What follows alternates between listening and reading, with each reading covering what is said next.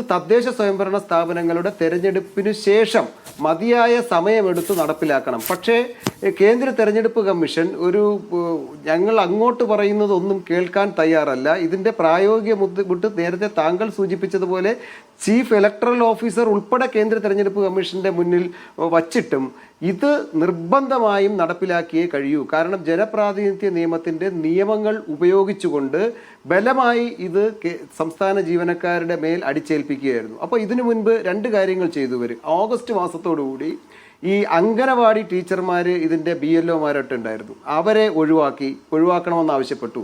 Retired ചെയ്ത ജീവനക്കാരുണ്ടായിരുന്നു, അവരെ ഒഴിവാക്കാൻ ആവശ്യപ്പെട്ടു.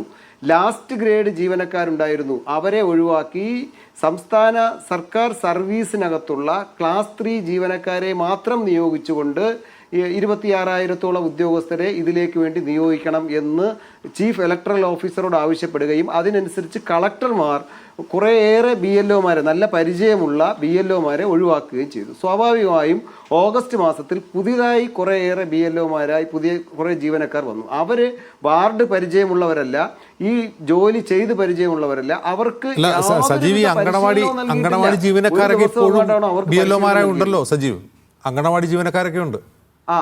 ഞാൻ അതിലേക്ക് വരാം. അതായത് അങ്ങനെ ഒഴിവാക്കി. അപ്പോൾ ഈ മാസം 2-ാം തീയതി, നവംബർ 2-ാം തീയതി സംസ്ഥാന ഇലക്ഷൻ കമ്മീഷൻ, രണ്ടും രണ്ടാണ്, സംസ്ഥാന ഇലക്ഷൻ കമ്മീഷൻ ഒരു ഉത്തരവിറക്കി. BLOമാരുടെ ചുമതലയുള്ള ആരായാലും ശരി, അതായത് ആ ഉത്തരവിൽ പറയുന്നത് സംസ്ഥാന തെരഞ്ഞെടുപ്പ് കമ്മീഷന്റെ തെരഞ്ഞെടുപ്പ് ജോലികളുമായി ബന്ധപ്പെട്ട, അതായത് റിട്ടേണിംഗ് ഓഫീസറുടെയും അസിസ്റ്റന്റ് റിട്ടേണിംഗ് ഓഫീസറുടെയും ഓഫീസുകളിൽ ജോലി ചെയ്യുന്ന ജീവനക്കാർ BLOയുടെ ജോലി ചെയ്യേണ്ടതില്ല, അവരെ അതിൽ നിന്ന് മാറ്റി ഈ ജോലികൾക്ക് പൂർണ്ണമായും നിയോഗിക്കണം എന്ന് പറഞ്ഞു. സ്വാഭാവികമായും 4-ാം തീയതി ഇത് ആരംഭിക്കണമെങ്കിൽ പുതിയ കുറേ ആളുകളെ നിയമിക്കണം. 2-ാം തീയതിയാണ് ഈ ഉത്തരവ് വരുന്നത്. അപ്പോൾ എന്ത് ചെയ്തു? ഈ റിട്ടേണിംഗ് ഓഫീസർമാരുടെയും അതുപോലെ തന്നെ AROമാരുടെയും BLOമാരായിരുന്ന ധാരാളം ജീവനക്കാർ അവരെ ഒഴിവാക്കിയപ്പോൾ വീണ്ടും പുതിയതായി ആളുകളെ ചേർക്കേണ്ടി വന്നു. അപ്പോൾ കളക്ടർമാർ ആകെ ബുദ്ധിമുട്ടിലായി, ആവശ്യത്തിന് ജീവനക്കാരില്ലാതായി. സ്വാഭാവികമായും അങ്ങനെ ചേർത്തതാണ് ഈ കണ്ണൂരിൽ ആത്മഹത്യ ചെയ്ത ക്ലാസ് 4 ജീവനക്കാരനാണ് അദ്ദേഹത്തെ യഥാർത്ഥത്തിൽ കേന്ദ്ര തെരഞ്ഞെടുപ്പ് കമ്മീഷന്റെ മാനദണ്ഡ പ്രകാരം ഇതിനകത്ത് ചേർക്കേണ്ടതല്ല, പക്ഷെ അദ്ദേഹത്തെ ഉൾപ്പെടെ ഉപയോഗപ്പെടുത്തി. ഇപ്പോൾ ഇന്നൊരു അംഗനവാടി ടീച്ചർ കുഴഞ്ഞു വീണു. ഇവർ പറയുന്നത് എല്ലാ ഫോമും വിതരണം ചെയ്ത് പൂർത്തിയാക്കി എന്നാണ്. പക്ഷേ ആ ഫോം വിതരണം ചെയ്യാൻ പോയ അംഗനവാടി ടീച്ചറാണ് കുഴഞ്ഞു വീണ് ഇന്ന് ആശുപത്രിയിലായത്. അപ്പോൾ വീണ്ടും പഴയ ആളുകളെ ഇതിനകത്തേക്ക് കൊണ്ടുവന്ന് ഇത് പൂർത്തീകരിക്കാൻ സമ്മർദ്ദത്തിലേക്ക് വന്നു. നോക്കൂ, ഈ ജില്ലാ കളക്ടർമാർ ജില്ലാ പഞ്ചായത്തിന്റെ ഭരണാധികാരി കൂടെയാണ്. ഈ കളക്ടർമാരുടെ കീഴിൽ വരുന്ന തഹസിൽദാർമാർ, അതുപോലെ തന്നെ വില്ലേജ് ഓഫീസർമാർ, ഇവരാണ് ഇവരുടെ സൂപ്പർവൈസറി ചുമതല നിർവഹിക്കുന്നത്. ഈ BLOമാരുടെ 10 BLOമാർക്ക് ഒരു സൂപ്പർവൈസർ എന്ന നിലയ്ക്ക് village officer, special village officer, അങ്ങനെ ഉള്ള ഉദ്യോഗസ്ഥർ ആ ചുമതല ചെയ്യണം. അതോടൊപ്പം തദ്ദേശ സ്വയംഭരണ സ്ഥാപനങ്ങളിലെ സെക്ടറൽ ഓഫീസർമാരായി ഈ വില്ലേജ് ഓഫീസർമാർ പ്രവർത്തിക്കണം. അതോടൊപ്പം തന്നെ ഇവരുടെ ബൂത്ത് സെറ്റ് ചെയ്യുന്നത് വില്ലേജ് ഓഫീസർമാരുടെ ചുമതലയാണ്.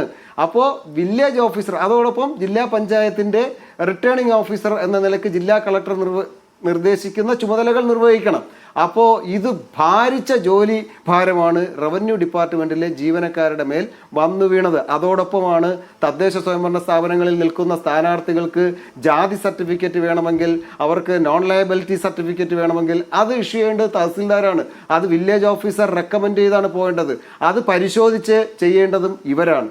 അപ്പോൾ സത്യത്തിൽ വലിയ ജോലി സമ്മർദ്ദമാണ് റവന്യൂ വകുപ്പിലെ ജീവനക്കാരുടെ മേൽ കിട്ടുന്നത്. അവരോടാണ് ഇവരെ സൂപ്പർവൈസ് ചെയ്യാൻ പറയുകയും ഇവരുടെ മേൽ. ഇനി BLOമാരുടെ പ്രശ്നത്തിലേക്ക് ഞാൻ വരാം. BLOമാരുടെ പ്രശ്നം 4-ാം തീയതി ഇത് ആരംഭിച്ചുവെങ്കിലും 4-ാം തീയതി ഇതിൻ്റെ ഫോറം ഒന്നും പ്രിന്റ് ചെയ്ത് വന്നില്ല. ആകെ 4-ാം തീയതി മീഡിയയുടെ മുന്നിൽ ജില്ലാ കളക്ടർമാർ നേരിട്ട് പോയി VIP വോട്ട് ചേർക്കുന്ന അതിനുവേണ്ടി തിരഞ്ഞെടുത്തവരുടെ ഫോറം മാത്രമാണ് 4-ാം തീയതി പ്രിന്റ് ചെയ്ത് വന്നത്.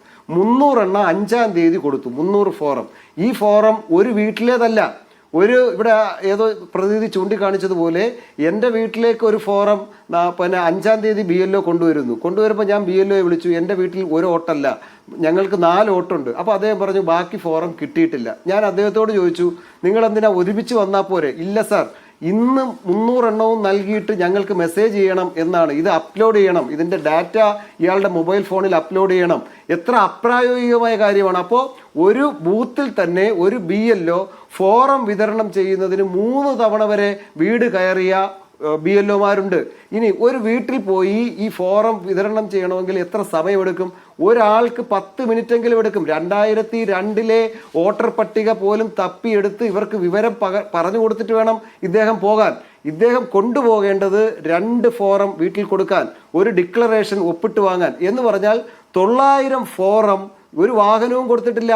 കാൽനടയായി ഇവർ നടന്ന് ഒരു ബൂത്തിൽ ഒരു ദിവസം 300 ഫോറം വിതരണം ചെയ്യണം, 300 പേർക്ക് വിതരണം ചെയ്യണം. 900 ഫോറമാണ് ഇവർ ചുമന്നുകൊണ്ടുപോകുന്നത്. അതോടൊപ്പം മൊബൈൽ ഫോണും. എത്രമാത്രം അപ്രായോഗികമാണിത്.